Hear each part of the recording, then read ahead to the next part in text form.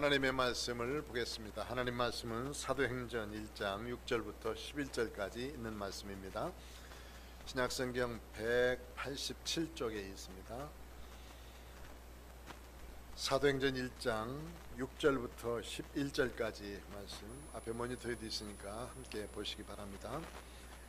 사도행전 1장 6절 그들이 모였을 때 예수께 여짜워 이르되 주께서 이스라엘 나라를 회복하심이 이때이니까 하니 이르시되 때와 기시기는 아버지께서 자기의 권한에 두셨으니 너희가 알 바 아니요 오직 성령이 너희에게 임하시면 너희가 권능을 받고 예루살렘과 온 유대와 사마리아와 땅끝까지 이르러 내 증인이 되리라 하시니라. 이 말씀을 마치시고 그들이 보는데 올려져 가시니 구름이 그를 가리워 보이지 않게 하더라. 올라가실 때 제자들이 자세히 하늘을 쳐다보고 있는데 흰옷 입은 두 사람이 그들 곁에 서서 이르되 갈릴리 사람들아 어찌하여 서서 하늘을 쳐다보느냐. 너희 가운데서 하늘로 올려지신 이 예수는 하늘로 가심을 본 그대로 오시리라 하였느니라. 아멘. 사랑 가운데서 2021년도 두 번째 주일을 맞습니다. 오늘 하나님 앞에 예배드리는 모든 우리 성도들에게 하나님의 은총이 충만하게 되시기를 축원합니다. 2021년도 우리 시작하면서 더욱 힘써 말씀대로 삽시다 이렇게 작정을 했는데 우리 더욱더 힘써 말씀대로 사는 복된 성도들 되시길 축원합니다. 서로 한번 인사하실 때 더욱 힘써 말씀대로 삽시다 이렇게 인사 한번 하시죠. 옆에 사람하고 한 번 더 더욱 힘써서 하나님의 말씀대로 사시기 바랍니다. 집에 계신 분들도 옆에 사람하고 함께 더욱 힘써서 하나님의 말씀대로 삽시다 이렇게 인사하십시오. 사람에게는 여러 가지 기관들이 있습니다만 대부분 다 두 개씩 하나님이 주셨어요. 눈도 두 개, 콧구멍도 두 개, 귀도 두 개, 팔도 두 개, 다리도 두 개, 콩팥도 두 개, 가슴도 두 개, 그 다음 폐도 두 개, 다 두 개씩. 두 개씩 주신 것은 유용하게 잘 쓰라, 소중하다 이렇게 말씀하신 거랍니다. 그래서 팔 하나로 쓰는 것보다는 두 개 가지고 있는 것이 훨씬 더 좋지 않습니까? 가슴도 아이를 한 통으로 젖을 먹이는 것보다 두 통으로 먹일 때 더 훨씬 더 귀하게 잘 자랄 것 같아요. 그래서 두 개를 귀하게 나눠주면서 쓰라 하는 것이고, 또 하나짜리가 있습니다. 하나짜리는 입하고 중앙에 딱 붙어 있는데 이 하나는 더 귀하게 쓰지 않으면 자기 생명이 왔다 갔다 한다 하는 거예요. 입에서는 먹는 것이 들어갔다 나왔다 하면서 들어가면서 우리에게 좋은 영향력을 주게 되지만은 입에서 나오는 것으로 인해서 화와 복이 갈려져 있습니다. 마음의 생각들이 다 입으로 나오게 돼 있거든요. 우리의 마음의 생각들이 모두 다 입으로 나오게 되는데 가슴에서 품어있는 믿음의 신앙도 우리의 입으로 다 고백하게 되어 있습니다. 하나님을 사랑하고 예수님을 사랑하고 내가 성령 충만하고 말씀 가운데 거하고 그리고 그 하나님 앞에 기도하고 간구하는 것이 모두가 다 내 입으로부터 나오게 돼 있어요. 저 사람이 무슨 생각을 하고 있는지 가만히 말을 듣지 않으면 모를 수밖에 없습니다. 그런데 말하는 것을 통해서 그 모습이 다 나타나게 되어 있죠. 화가 났는지 사랑하고 있는지 좋아하고 있는지 또 기쁜지 슬픈지 괴로운지를 다 말로 표현하게 되어 있습니다. 그래서 이 하나로 되어진 기관들을 하나님 앞에 잘 쓸 때 우리들이 더욱더 아름다운 복을 누린다 하는 것이죠. 그래서 올해는 우리의 입으로 하나님의 말씀을 많이 말할 수 있고 우리의 입으로 하나님의 말씀을 많이 증거할 수 있는 복된 한 해가 되어주시기를 축원합니다. 오늘은 이제 사도행전을 보게 되어집니다. 사도행전은 누가 복음을 쓴 누가가 쓴 기록입니다. 그래서 누가는 두 권의 책을 썼는데 누가복음과 사도행전을 썼습니다. 누가 사람의 이름을 가졌습니다. 그는 수리아 안디옥 출신 사람으로 의사였습니다.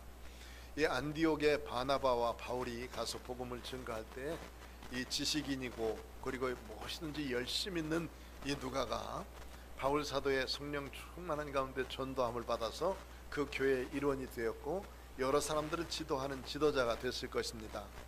그리고는 이제 선교 사역을 할 때에 바울 사도와 함께 선교 사역에 동참해서 그곳에서 많은 사람들에게 복음을 증거하는 일들을 하게 됐습니다. 그리고는 그가 여러 세계의 많은 사람들을 보고 돌아와서 이제는 바울 사도도 순교하게 됐고, 그리고 많은 사도들이 다 떠나게 됐는데 이 땅에 예수님을 잘 전할 하나님의 말씀이 필요하다. 여러 사람들이 예수님에 대해서 기록한 것을 보게 됐고, 그것을 참고 자료로 삼아 가지고 데오빌로라고 하는 각하에게 이 편지를 써서 복음서를 먼저 썼고 후편으로 사도행전을 써서 그분에게 증정하면서 써놓은 성경 말씀, 이것이 바로 누가복음과 사도행전입니다. 사도행전은 사도들의 행전이라 이렇게 말했어요. 사도를 누가 사도라고 그러냐 하니까, 사도는 바로 예수님께서 직접 가르쳐 놓으신 제자로서 12명을 선택해서 예수님 대신해서 복음을 증거할 사람들, 그를 12명으로 뽑아 놨습니다. 그런데 그 중에서 한 사람은 배반하고 갔고, 그를 대신해서 마띠아라는 사람이 이제 사도행전 1장에 뽑혀지게 되어지는데, 그를 채워서 예수 그리스도의 복음을 증거하라고 세워놓은 사람들이 사도입니다. 이 사도들의 행전이니까 행하고 역사한 일한 기록들, 이것이 바로 사도행전인데, 사도행전은 누가라는 사람이 기록했다는 말 몇 번씩 드립니다. 이 누가는 헬라인으로서, 그리고 바울이 복음 증거할 때 뒤를 수행하면서 아마 주치의로서 돌아다녔을 텐데 질병도 치료해주고 복음 증거하는 데 있어 적극적으로 도우면서 일을 했던 사람입니다. 그런데 그는 복음을 증거하는 데 있어서 바울 사도가 하고 있는 모든 일들을 적극적으로 돕게 됐습니다.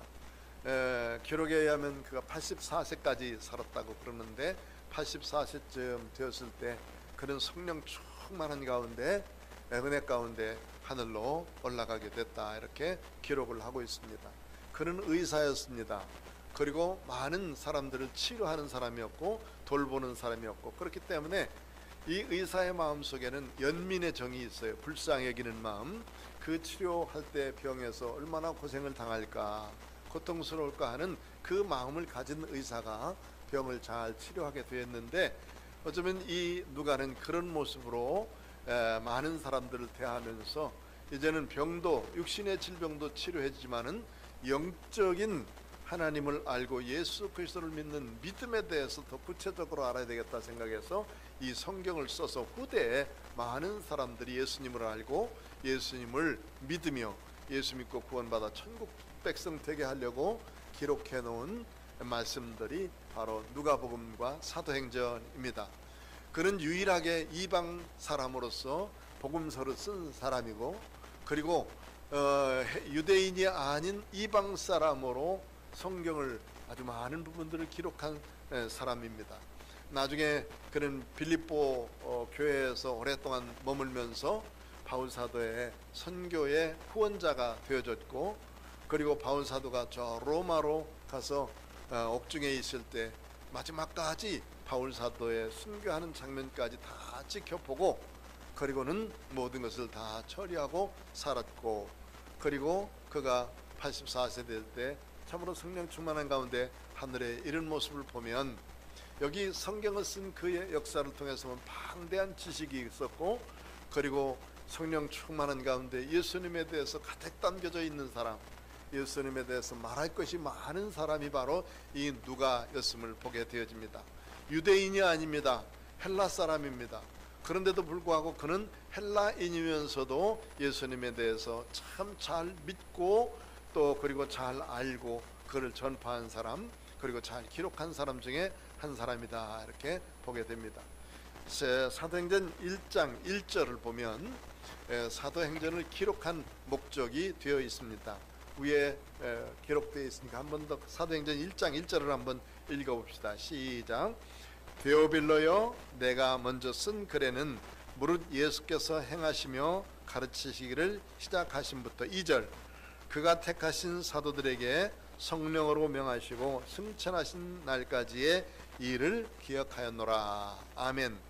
여기 보면 먼저 쓴 글에는 이란 말이 있는데, 이 데오빌로라는 사람은 데오스 필레오라는 말인데요, 하나님이 사랑하는 사람이라는 사람인데, 데오빌로요 이렇게 말했지만은 누가 보면은 데오빌로 카카라고 말하는 것으로 봐서 데오빌로가 아마 높은 지위에 있던 사람인 것으로 생각되고, 여기는 데오빌로요라고 말했으니까 아마 이 데오빌로도 이제는 예수 그리스도에서 잘 믿음으로 말미암아서 이제는 형제요, 성도요, 하나님의 백성이요, 하나님 나라의 일꾼임을 고백하면서 그에게 이 편지를 두 번째 써 놓은 것을 보게 되어집니다. 그것을 보면 먼저 쓴 글에는 예수님의 나심과 그리고 행하시며 가르치기를 시작하신 것부터 시작해서 사도들을 택하시고 그들을 가르치시면서, 그리고 십자가에 달려 돌아가시고 승천하신 일까지 누가복음에 기록되어 있습니다. 후편으로 사도행전을 기록하신 거예요. 후편으로는 그 이후부터 시작해서 예수님이 이 세상에서 부활하시고 난 다음에 40일 동안 사셨다고 말씀했어요. 3절에 보면 예수님은 40일 동안 그들에게 보이시며 하나님 나라의 일을 말씀하시니라고 기록하고 있죠. 유일하게 예수님이 부활하신 후에 며칠 동안 살아셨는지 기록은 다른 곳에는 없습니다. 여기만 유일하게 예수님이 부활하신 후에 40일 동안 사셨구나. 그래서 40일 사시고, 그 다음에 이제 오순절 날이 언제부터냐면 6월절로부터 시작해서 50일째 되는 날이 오순절이에요. 순이란 말이 열이니까 열, 오순이니까 50일째 되는 날이거든요. 예수님이 승천하시면서 말씀하셨어요. 뭐라고 그러냐면, 너희들 예루살렘을 떠나지 말고 아버지께서 약속하신 것을 내려주실 때까지 여기 모여서 힘써서 기도하고 있으라. 그랬더니 그때 모인 사람들이 한 120명 정도 되는데, 그들이 다방에 올라가서 거기서 하나님 앞에 열심히 기도하고 있었습니다. 열흘 동안 기도했어요. 10일 동안 기도했더니 성령이 그들에게 내리기 시작했죠. 그것이 이제 사도행전 2장으로 넘어갑니다. 성령을 받기 전에 그들이 준비한 일들이 있습니다. 성령을 받기 전에 준비한 일들이 뭐냐면, 여기 보면 1장에 나와 있는 부분들인데, 첫째는 그들이 예루살렘을 떠나지 않는 일이에요. 예루살렘을 떠나지 않는다는 것은 참 중요한 것입니다. 예루살렘 그러면 결국은 그것이 예수님 자신이시고, 또 예루살렘은 예수님이 평생 동안 그 자기 물과 피를 다 쏟으시면서 십자가에 죽으시고 부활하시면서 만들어 놓으신 것이 교회입니다. 예수님이 우리에게 만들어 놓으신 것이 교회인데, 하나님의 교회, 예수님의 교회를 떠나지 말라 하신 말씀인 줄로 믿습니다. 그래서 우리는 예수님이 만들어 놓으신 예루살렘 이 교회를 떠나지 않고 하나님의 교회에서 믿음으로 아름답게 사는 것, 그것이 가장 큰 축복이요 큰 역사인 줄로 믿습니다. 우리가 주님 앞에 살아가면서 먼저 예루살렘을 떠나지 말라 하신 예수님의 명령을 잘 받을 때 성령 충만한 역사를 이룰 것을 믿습니다. 그다음에 그들이 힘써서 기도하고 있었던 것을 보게 되는데, 그들이 열심히 하나님 앞에 믿음으로 기도하게 되었습니다. 그래 주님이 부탁하신 대로 아마 그들은 예수님이 승천하시는 모습을 보게 되었는데, 그 승천하신 모습이 여기 많은 사람들이 보는 앞에서 그 하늘로 올라가셔서 구름 속으로 올라가시더니 보이지 않게 됐습니다. 그래서 많은 사람들이 그들을 쳐다보고 있는데, 거기서 두 사람이 흰옷 입은 사람이 나타나서 말하기를, 11절에 보니까 1장 11절에 보니까, 갈릴리 사람들아 어찌하여 소서 하늘을 쳐다보느냐, 너희 가운데에서 하늘로 올려지신 이 예수는 하늘로 가심을 본 그대로 오시리라, 이렇게 약속을 해 주셨어요. 그러한 다음에 이제는 예수님의 말씀 붙들고 그들이 한 곳에 모이게 됐는데, 그 모인 곳이 예루살렘에서 가까운 그 길, 그곳으로 가서 보니까 11사도도 거기에 있었고, 14절에 여자들과 그리고 또 어머니, 예수의 어머니 마리아와 예수님의 아우들과 더불어 마음을 같이하여 오로지 기도에 힘썼다. 그들이 한 일은 오로지 기도에 힘쓰게 됐습니다. 그래서 성령 충만 받기 위해서는 예루살렘에 떠나지 않고 그들이 준비한 곳에 올라가서 오직 기도, 그러니까 힘써서 기도했다, 이렇게 말씀을 하고 있죠. 그래서 힘써 기도할 때 성령 충만한 은혜를 받는 줄로 믿습니다. 힘써서 기도하는 사람이 되시기 바랍니다. 그리고는 그들이 이제 또 한 가지 한 일이 있습니다. 한 사람, 즉 12명 중에서 한 사람이 예수님을 배반하고 그만 자기 길로 갔어요. 그 길을 보니까 이 가룟유다가 죽은 모습에 대해서도 여기 말씀하는데, 그는 낭떠러지에 떨어져서 그만 배가 터져서 창자가 흘러나와서 죽었다, 이렇게 기록을 하고 있습니다. 그랬기 때문에 그 사람은 자기 갈 곳으로 가버리고 말아서 이제는 한 사람이 빠졌어요. 그 한 사람 빠진 사람을 채우는데 어떻게 채우느냐, 여기 보니까 1장 22절에 보면 항상 우리와 함께 다니던 사람이라고 했어요. 예수님께서 세례 받으시고 난 다음부터 시작해서 예수님이 가르쳐 주시고 교육하시고 항상 함께 있었어요. 12명 이외에도 많은 사람들이 예수님과 함께 있었던 사람이 더 있었던 것을 보게 되지요. 그냥 12명만이 아니에요. 12사도만이 아니라 다른 사람들도 역시 많은 사람들이 예수님의 곁에서 먹고 있고 자면서 교육을 받고 그런 사람들이 많이 있었다는 거죠. 그런데 그들 중에 한 사람인 이 사람을 세워서 그 가룟유다를 대신해서 12명을 뽑자, 이렇게 이야기를 하게 된 겁니다. 그래서 이 다니던 사람, 우리와 더불어서 예수께서 부활하심을 증언할 사람, 직접 보고 눈으로 보고 깨달은 사람, 이런 사람들을 뽑아서 12명 중에 한 사람을 뽑자, 이렇게 말씀했습니다. 그랬더니 두 사람이 세워지게 됐어요. 하나는 바사바라고 하는 유스도라고 하는 사람, 또 한 사람은 마띠아라고 하는 사람, 이 두 사람이 이제 뽑혀지게 됐습니다. 그랬더니 제비 뽑아서 그들이 함께 열심히 기도하고 뽑았더니 제비 뽑았어요. 그랬더니 마띠아라는 사람이 이제 11사도, 12사도에 속하게 되었다. 11사람에게다가 도왔으니까 12명의 사도가 되었습니다. 이제 자기의 직분이 참으로 얼마나 귀중하다는 것을 우리가 다시 한번 깨닫게 됩니다. 가룟유다는 자기 직분이 얼마나 귀중한 직분인 줄 그는 얼만큼 알고 있었을까요? 아마도 그는 예수님을 팔기에 급급했기에 자기의 직분이 무엇인지도 알지 못했고 그 직분이 얼마나 소중한지도 사실은 알 수 없었을 거예요. 그런데 여기 지금 그 직분을 대신해서 뽑힌 사람, 그는 예수님의 부활에 대해서 증언하고 예수님에 대해서 힘써 믿음으로 증언하는 사람이 된 것을 보게 되어집니다. 이렇게 해서 이제 그들이 12명을 다 뽑아놓게 됐고, 이제는 사도행전 성령의 역사가 시작되게 되어집니다. 사도행전을 보는 눈이 두 가지가 있습니다. 사도행전을 해석하는 그런 방법이 두 가지 방법이 있습니다. 첫째 방법은 사도행전 1장 8절을 중심으로 해서 하나님의 말씀을 보는 거예요. 사도행전 1장 8절을 한번 보시기 바랍니다. 한번 읽어볼까요? 우리가 잘 아는 말씀이에요. 사도행전 1장 8절 시작. 오직 성령이 너에게 임하시면 너희가 권능을 받고 예루살렘과 온 유다와 사마리아와 땅끝까지 이르러 내 증인이 되리라 하시니라. 아멘. 여기 보면 사도행전을 해석할 때 사도행전을 어떻게 해석하느냐, 성령 충만히 받고 난 다음에 그 성령의 역사가 예루살렘과 온 유다와 사마리아와 땅끝까지 이렇게 점점 더 퍼져나간 일들을 기록한 것이다, 이렇게 보는 것입니다. 이게 사도행전을 전체 해석하고 보는 방법이 바로 이 사도행전 1장 8절 방법으로 보는 거예요. 그러니까 베드로를 중심으로 해서 예루살렘 그 지역을 복음을 증거하다가 그 다음에 이제 그 박해가 시작되게 됩니다.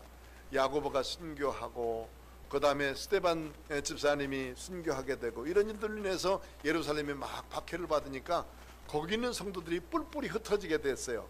유다 지방으로 가고 사마리아 지방으로 가고 그 다음에 이제 더 멀리 그 이외의 헬라 사람들의 지방으로도 가고, 그러니까 그 많은 사람들이 예루살렘에만 머물러 있다가 예루살렘만 그들이 즐기는 것이 아니라 이제는 박해가 시작되니까 마치 불똥이 터듯이 옆으로 자꾸 번져져서 복음이 널리 증거가 되어야 되겠다. 저 땅끝이라고 말하는 로마까지, 그때 당시에 땅끝이라고 말하는 로마까지 가서 복음을 증거하게 됐다 하는 말씀을 기록한 것이 바로 사도행전이다 하는 말씀입니다. 두 번째 방법이 뭐냐면 사도를 중심으로 해서 해석하는 방법이에요. 첫 번째 사도는 베드로입니다.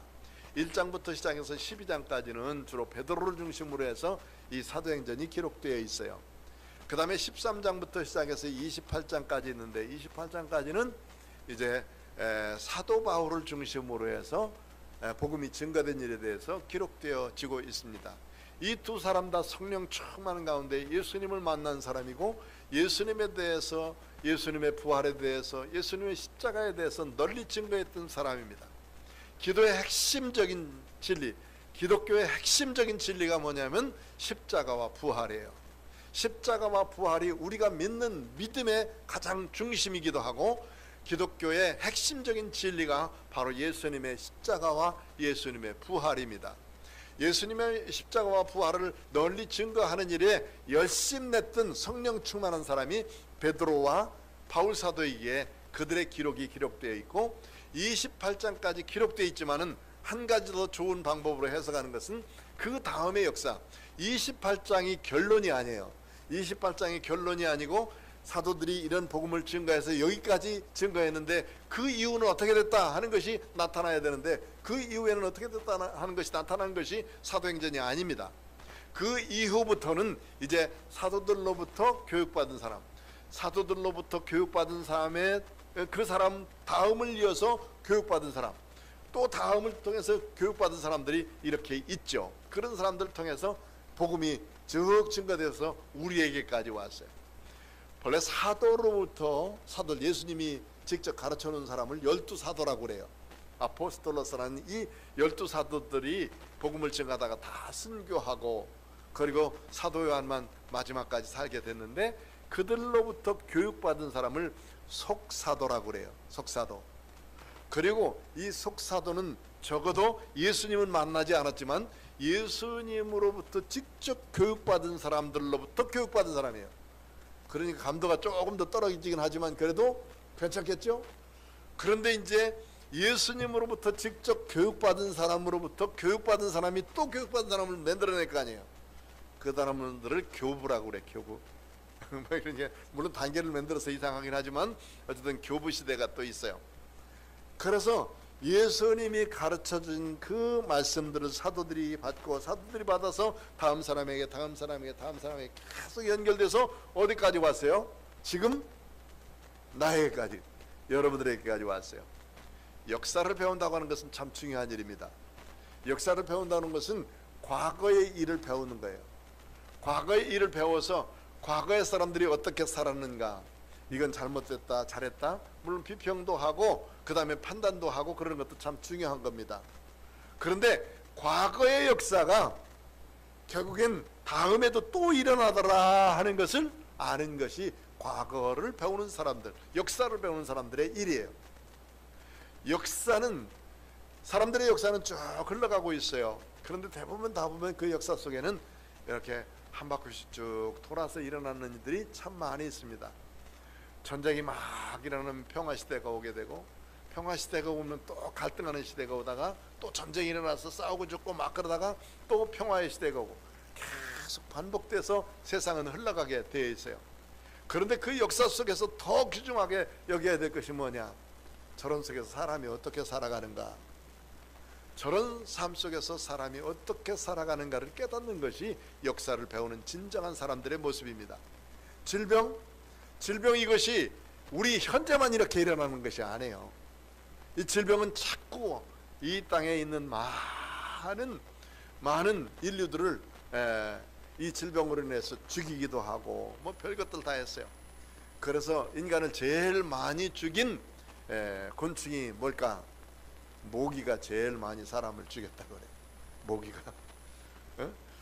그런데 어떤 데는 뭐 패스트 때문에 쥐가 질병을 옮겨서 뭐 그때는 다 뭐 죽는 것 같지만 그 시대도 딱 끝나고 말아요. 또 천연두, 이 천연두가 뭐 사람들에게 번져져서 그것이 다 뭐 사람을 죽일 것 같지만 그 시대도 다 끝나고 맙니다. 이 바이러스라는 것이 참 무서워서 독감이 생기게 되어지고, 독감이 생겨지면 이거 뭐 지금 마스크 쓰고 있으니까 잘 번지지 않지만 그전에는 마스크 안 쓸 때는 콜록 하는 것 때문에 그 질병이 옆에 사람에게 또 옮겨서 또 그 감기를 앓고 있었단 말이에요. 몰라서 그렇지.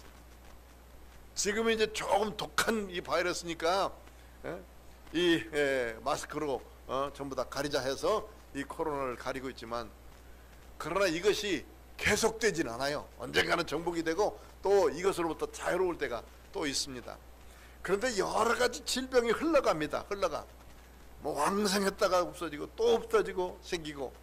그런데 그런 속에서 우리 사람들이 어떻게 살았느냐, 어떤 모습으로 살았느냐, 어떤 방법으로 살았냐를 잘 아는 사람이 질병을 통과한 사람들의 삶이라고 말이죠. 질병을 무서울 게 아니에요. 질병을 무서울 게 아니라 질병을 어떻게 관리하느냐가 문제고, 질병과 어떻게 우리가 내가 함께 더불어 살면서 이 질병을 예방하면서 사는가, 이 질병을 치료하면서 사는가를 자꾸 연구하는 것이 사람들의 모습이지 않습니까? 얼마나 신기한 일이에요. 이점 조그만 바이러스 하나가 우리 몸속에 싹 들어오면 이것이 코를 공격하고, 그 다음에 이 목을 공격하고, 그것이 또 침투에 들어가서 폐를 공격해가지고 폐 속에 들어가서는 계속 골모 터져 노란 구름이 계속해서 생기니까 숨을 쉬지를 못하는 거예요. 이게 폐렴이라는 것이 바로 그렇게 생기는 것 아니겠어요? 이게 우한 폐렴, 이게 코로나19가 이게 그래서 무서운 것이 폐를 다 망가뜨려 놓으니까 숨을 못 쉬게 만드는 거예요. 거기에 고름이 꽉 찼단 말이에요. 물이 가득되니까.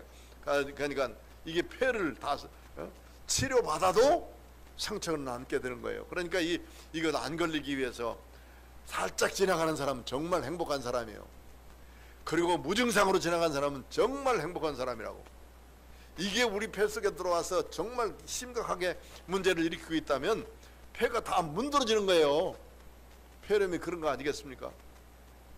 그 숨을 못 쉬게 되면은 죽고 마는데, 이런 조그마한 것 하나가 들어와서 우리를 망가뜨리고 죽인다고 생각했을 때 이런 것들을 하나하나를 우리가 잘 보면서 그것을 관리해 나가는 것이 더 중요한 것이거든요. 자, 우리들도 신앙도 마찬가지라고 생각합니다. 믿음의 사람들이 이렇게 수없이 많이 성령 충만 받아서 하나님의 말씀을 증거하고, 그 말씀을 증거하면서 성령 충만한 역사 가운데서 하나님의 교회가 세워지고 영혼이 살려지고 지옥 갈 사람들이 천국으로 옮겨지고, 그리고 하늘에 아무 상급이 없는 사람들이 하늘에 가서 상급을 받을 수 있을 만큼 귀한 일들을 감당할 수 있도록 만들어졌다면 이게 얼마나 놀라운 일이고 얼마나 복된 일이냐. 그것을 보면서, 그 역사를 보면서 나는 어떻게 살을 것인가, 나는 어떻게 살아야 될 것인가, 나는 어떻게 결단하며 살아야 될 것인가를 결심하는 것이 바로 믿음이고, 과거의 성경의 역사들을 보는 믿음의 사람들의 모습이어야 된다고 믿습니다. 현재 우리가 살아가는 방법이 어떤 모습으로 살아갑니까? 성령 충만한 모습으로 산다면 참으로 감사한 일이죠. 성령 충만한 모습으로 산다면 정말 감사한 일이고, 예수님 가득 담겨서 예수님이 주신 말씀대로 산다면 얼마나 귀한 일입니까? 이거보다 더 소중한 일은 없어요.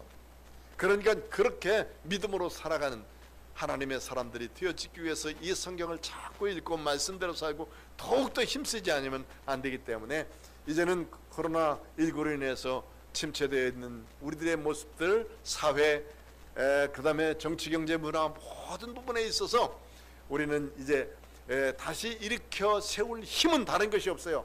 믿음으로 일으켜 세워야 됩니다. 믿음으로 하나님 앞에 이런 코로나19가 이런 것들을 다 일으켜 세울 수 있는, 그리고 물리쳐 이길 수 있는 능력이 우리 속에 있어야 될 줄로 믿습니다. 코로나가 무서운 것이 아닙니다. 코로나가 무서운 것이 아니라 우리에게 믿음 없는 것이 무서운 것이고, 기도하지 않는 것이 무서운 것이고, 자꾸 피하려고 하는 것이, 신앙을 피하려고 하는 것이 무서운 것이라는 것을 우리는 깨달아야 된단 말이죠. 그렇기 때문에 하나님 앞에 더더욱 믿음으로 깨어서 기도하는 사람, 바울사도가 수많은 성령의 역사에 있으니 그 주변에 있는 사람들이 얼마나 행복하게 하나님 앞에 살아요. 사도행전을 읽을 적마다 참 힘이 되고 성령님의 능력이 우리 속에 덧입혀지게 되고, 그런 모습을 보면 사도 바울 한 사람이 성령 충만하고 말씀 가운데 서니까 그 뒤에 주변에 있는 사람들이 참 행복하게 주 앞에 그 죽음을 이기면서 주님 앞에 살려고 애쓰고 수고하고 있는 모습을 보면서 얼마나 귀한 일인지 알 수 없죠. 여기 사도 베드로를 통해서 그 베드로의 성령 충만한 가운데 질병을 치료받게 되고 질병 치료한 사람들이 또 증거하게 되고, 그런 모습을 보면서 얼마나 귀한 일입니까? 사도행전 2장에는 성령 충만한 역사가 있어서 거기에 모인 사람들이 한 16개 국가가 돼요. 그런 사람들이 함께 기도하다가 성령 충만히 받게 되니까 불의 혀 같은 것이 그냥 갑작스레 소리와 함께 쏟아지더니 그 사람들이 성령 충만 받고 방언을 말하기 시작했어요. 불의 혀라는 것이 어떤 것입니까? 뭐 조그만 불 말고 장작불을 크게 펴보면 불꽃이 막 이렇게 확 타올라. 이게 불의 혀야. 막 확 타올라가는 거 있잖아요. 불 한참 지펴서 타는 거, 불난 것만큼 신난 거 없어요. 가보세요. 불난 것만. 그냥 큰 집동에다 불러놓고 한번 쳐다보세요. 산불이요, 조그만 거 있는데 바람이 확 불어서 쫙 올라가는 모습 보세요. 겁나기도 하지만요, 신나요. 초등학교 6학년 때 한번 그러다가 나 죽을 뻔했어. 근데 산불 나는 거 보니까 정말 신나더라고. 근데 그 불꽃이 막 올라가는 것처럼 강력한 성령의 역사를 받았을 때 그들이 얼마나 기뻤을까, 얼마나 충만했을까, 얼마나 감사했을까. 그러고 난 다음에 예수님의 부활에 대해서 증거하고 예수님의 십자가에 대해서 담대히 증거할 수 있는 말을 서로들 하니까 16개 국가 사람들이 다 알아들었어요. 다 알아들었어요. 나는 내 말하고, 나는 한국말하고, 중국 사람들 중국말하고, 미국 사람들 미국말 하는데 서로 다 알게 됐단 말이에요. 예수님에 대해서 알게 됐고, 예수님의 부활에 대해서 알게 되고, 예수님의 십자가에 대해서 알게 됐다고 말해요. 통역관을 세우지 않아도 서로 알게 될 수 있는 역사가 바로 성령 충만한 가운데 일어나는 일인 줄로 믿습니다. 그래서 그들이 성령 충만 받고 난 다음에 이제는 베드로의 설교를 들어요. 베드로를 설교를 듣는데 이때가 언제냐, 바로 요엘 선지자가 약속해 주신 대로 성령을 충만하게 주실 때다 라고 말씀하면서 2장에 보니까 2장에 이렇게 말씀하고 있어요. 2장 21절 한번 읽어봅시다. 2장 21절 시작. 누구든지 주의 이름을 부르는 자는 구원을 받으리라 하였느니라. 아멘. 누구든지 주의 이름을 부르면 구원받으리라. 그러니까 누구든지니까, 이게 누구든지 속에는 여기 너는 안 되고 나는 안 되고 시어머니는 안 되고 며느리는 되고 그런 게 아니에요. 내가 미워하는 사람은 안 되고 내가 좋아하는 사람만 되고, 이게 아니지요. 누구든지예요. 누구든지 다 주의 이름을 부르는 자는 구원을 받으리라 이렇게 말씀하면서 시작된 것이, 이제 이 설교를 듣는 많은 사람들이 예수를 믿게 되니까 3,000명이나 많은 사람들이 모여서 물건을 서로 통용하게 되고, 그리고 또 함께 자기 있는 것을 갖다 사도들 발 앞에 나눠주니까 필요에 따라서 성도들에게 나눠주게 되는 공동체 생활을 하기 시작합니다. 공동체 생활을 하기 시작하면서 이제 사도행전이 쭉 가게 되는데, 그 가운데서 이제 문제가 생기게 되면 많은 사람들이 모이게 되니까 서로 구제하는 일에 문제가 되어지고, 그러니까 이제 7명 집사님들을 세워서 구제하는 일들과 헌금 관리를 하게 되고, 그리고 그 다음에 그들이 열심히 하나님의 말씀을 증거하고 있는데, 하나님의 말씀이 증거되고 있으면 그것이 좋아가지고 참 박수치는 사람도 많이 되고 함께 열심히 내는 사람들이 많이 해야 되는데, 꼭 그걸 반대하는 사람이 하나 생겨요. 그것을 방해하는 꾼들이 생기게 된다고. 그러니까 그 방해하는 꾼들이 생겨서 이제 스데반이 설교하다가 순교를 하게 됩니다. 야고보가 순교를 하게 돼요. 그러니까 예루살렘에 모여서 3,000명이나 되고 5,000명이 됐던 많은 성도들이 복음을 가지고 교회에 열심히 모여서 봉사하다가 이제는 그들이 순교하는 모습을 보고 겁이 나가지고 여기서부터 시작해서 이제 다 흩어지게 되어지는 거예요. 그러니까 흩어지게 되는 것은 예수님의 역사고 성령님의 역사예요. 혼자만 즐겨하는 것이 아닙니다. 나만 좋아하는 것이 아니라 이제는 나누자는 거예요. 나가서 나누자는 거. 나만 예수 믿고 나만 예수 믿어서 교회에 나와서 나만 예수 믿어서 예배드리고 그런 것이 아니라, 내 집안에 들어가면 집에 있는 사람들에게 복음 증거해서 함께 예배드리도록 만들고, 함께 예수 믿고 천국 가도록 만들고 지옥 자식이 아니라 천국 사람으로서 살아갈 수 있도록 만들어가는 일을 해가는 것이죠. 이렇게 점점 더 복음이 예루살렘만 여기만 아니라 이제는 유대 지방으로 번져지게 됐습니다.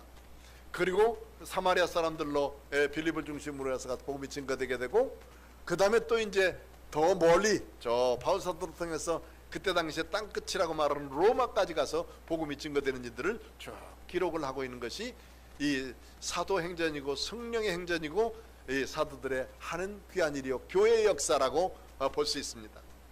이렇게 사도행전은 점점 더 예수 그리스도의 이름이 널리 증거되는 일을 하고 있습니다. 3장에 보면 유명한 이들이 나타납니다. 베드로와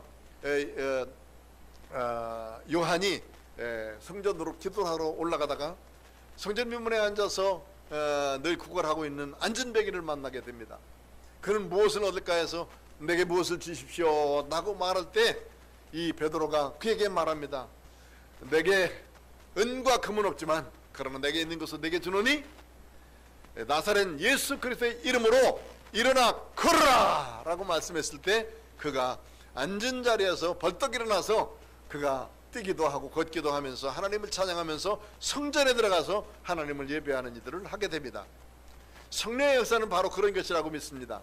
앉아서 거기만 앉아 있으면 성전은 뭘 보고 있고 성전은 한 번도 가보지 않은 사람, 안전뱅이였기 때문에 스스로는 지가 걸어다닐 수 없기 때문에 그는 성전에 앉아있고 성전에 보고 있고 드나드는 사람들은 수없이 많이 보지만은 그는 성전에 들어가 보지 못한 사람이에요. 스스로 들어가 보지 못한 사람. 그러나 예수 그리스도의 이름으로 일어나 걸었을 때 예수 믿고 구원받아 천국 백성 되어서 스스로 천국의 역사와 함께 하나님의 교회에 드나들 때 그는 천국 백성으로서 하나님 앞에 아름답게 사는 모습을 우리에게 보여주시면서 천국에 드나드는 사람, 교회에 드나드는 사람, 하나님 앞에 믿음으로 예배드리는 사람들에게 주시는 아름다운 축복을 말씀해 주시고 있어요. 얼마나 귀한 일입니까? 얼마나 귀한 축복을 받은 사람이에요. 이와 같은 일이 있고 난 다음에 이제 많은 질병을 치료하게 되고 고침받게 되고 주 앞에 성령 충만한 가운데 많은 사람들이 모여서 더 많은 사람들이 모여서 이제 공동체 생활을 하게 되어지는데, 문제는 자꾸 일어나게 돼요. 아나니아와 삽비라 사건도 일어나게 되고 또 그 다음에 스데반의 순교 사건, 야고보의 순교 사건, 이런 일을 통해서 교회가 이제 예루살렘만 이렇게 머물 수가 없기요. 예루살렘만 머물 수 없이 예루살렘의 성령의 불이 활활 탔던 것이 그 성령의 불길이 유대로 사마리아로 자꾸 이제 땅끝으로 옮겨지게 되는 거예요. 그래서 사도행전의 역사는 교회의 역사로, 사도행전의 역사는 성령님의 역사로 번져지게 되어집니다. 이제는 복음서를 쓰게 된 동기들을 보게 되는데 마태는 흩어져 있는 유대인들을 쭉 돌아다녀 보면서 이제는 자기도 죽을 날이 됐고 그 다음에 예수님도 그 다음에 바울 사도도 주변에 있는 사도들이 다 돌아가게 되니까 이제는 예수 믿는 믿음의 유대인들이 어떤 모습으로 예수님을 알까를 알기 위해서 기록한 것이 마태복음. 또 이것저것 다니다 보니까 저 로마에 있는 사람들까지도 예수님에 대해서 알아야 될 텐데 그들로 해서 기록한 복음서가 마가복음. 그리고 전도여행을 다니다 보니까 한 곳만 다닌 것이 아니고 여기 아시아 지방, 터키 지방, 그 다음에 그리스 지방, 저 로마까지 쭉 스페인까지 다 함께 다니다 보니까 온 세계 사람들이 다 예수를 알아야 되겠다라고 해서 기록한 복음서가 누가복음. 그리고 요한은 이제 이런 시대가 쭉 지나고 난 다음에 마지막으로 교회가 이런 박해 속에서 어려움 가운데서 어떻게 든든히 말씀 중심으로 살아야 되는가, 이거에 대해서 교회 성도들이 말씀 중심으로 살자, 예수님 중심으로 살자 해서 기록한 것이 요한복음. 그리고 누가복음이 쭉 세계에 있는 여러 사람들에게 복음을 증거한 그 역사에 대해서 기록한 후편으로 누가가 이제는 사도행전을 써서 하나님의 교회가 저 땅 끝까지 어떻게 복음이 증거됐는가를 기록해 준 말씀들이 이 사도행전에 계속되어지고 가고 있습니다. 누구든지 주의 이름을 부르는 자는 구원을 받으리라 한 말씀 중심으로 해서 그는 이제 복음을 증거하게 되어지는데, 사도 베드로는 1장부터 12장까지가 되어지고 그 다음에 이제 9장이나 그 다음에 10장 이런 데에서는 사도 바울이 회개하는 장면이 나오게 되고 예수님을 만나는 장면이 나오게 돼요. 그 예수님을 만난 이 사도 바울은 가만히 있지 아니하고 길기야 다소인 자기 고향집에 가서 13년 동안이나 복음을 증거하고 살다가 그 다음에 바울 사도가 이 안디옥 지방에 가서 복음을 증거하니까 그곳에서 복음을 힘써 증거하다가 이제는 거기만 하니 아니라 아시아 자기 고향 지방들을 돌아본 자에서 먼저 바나바의 고향 구브로로 갔다가 또 바울 사도의 고향인 터키 지방을 갔다가 그 다음에 성령의 인도 따라서 그리스로 가고 그리스에서 다시 예루살렘에 왔다가 그 다음에 다시 이제 하나님이 저 로마에 가서 복음을 증거하게 되는데 그 방법들이 참 성령님의 인도하시는 모습이 여러 가지 방법으로 동원해서 복음이 증거되도록 만든단 말이에요. 실상은 그 바울 사도나 베드로 사도의 사역 속에는 많은 고난과 역경이 있었습니다. 그러나 고난과 역경, 육체적으로 당하는 고통과 고난보다 영적으로 누리는 기쁨이 더 컸어요. 성령이 역사하시는 모습을 보는 그 기쁨이, 영적 기쁨이 훨씬 더 크고 훨씬 더 귀했어요. 그렇기 때문에 그것을 위해서 생명을 투자하고 그 복음을 위해서, 예수님을 위해서 자기의 모든 것을 드릴 수 있을 만큼의 열정이 생기게 되고 힘이 생기게 되고 성령 충만한 역사가 일어나게 됐습니다. 사도행전을 보면 얼마나 힘이 나는지 몰라요. 사도행전을 보면 얼마나 능력이 생기는지. 사도행전을 읽으면 보면 볼수록 예수님께서, 선우님께서, 하나님께서 이런 역사들을 이뤘구나. 그러나 당하는 사람들은 고통스럽고 고난스럽고 고통스럽고 참으로 괴롭지만은 그 괴로움보다도, 세상에 닥치는 괴로움보다도 영적 즐거움이 더 크기 때문에, 영적 힘이 더 능력이 있기 때문에 세상을 이기고 고통스러운 것을 모두 다 이길 수가 있어요. 여러분, 풍랑만 만난다고 생각해 보세요. 풍랑. 배를 타고 가는데 갑자기 폭풍이 불어가지고 그 배가 다 깨지고 물건 다 버리고 그 다음에 뭐 간신히 목숨만 살렸다고 생각해 보세요. 정말 집 나가면 정말 그런 고생을 하는 거예요. 그런 고생. 그런데도 그 속에서 무엇을 이렇게 하나님 앞에 기도했더니 너희들 생명은 하나도 해하지 않는다. 그런 믿음의 확신이 들고 하나님의 응답을 받았기 때문에 바울 사도는 여러분 염려하지 마십시오. 반드시 우리를 구원하실 것입니다. 우리가 믿는 하나님 앞에 기도합시다. 그러면서 그 배를 끌고 가잖아요. 선장은 얼마나 그 많은 그 배를 몰던 그런 경험이 있겠어요. 그리고 거기에 있었던 많은 사람들이, 선원들은 얼마나 배를 많이 몰고 다녔겠냐 그 말이에요. 그런 폭풍이 한두 번이겠습니까? 그런데도 그들의 말보다도 더 바울 사도의 믿음, 더 바울 사도의 말, 하나님의 말씀이 살아계심을 믿고 따라갔던 사람들은 마지막까지 생명을 유지하는 귀한 역사를 이룬 줄로 믿습니다.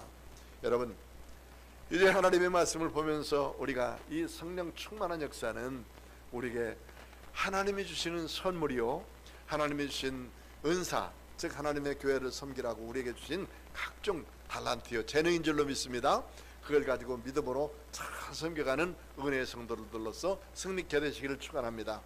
이제 사도행전 마지막 28장까지는 기록했고 28장부터 그 다음부터는 우리가 기록하는 것이다 라고 말씀했는데, 우리 한번 한 구절만 더 찾아보고 설교를 마치겠습니다. 사도행전 28장 제일 마지막 절 30절 31절 우리 찾아서 함께 읽어보도록 하겠습니다.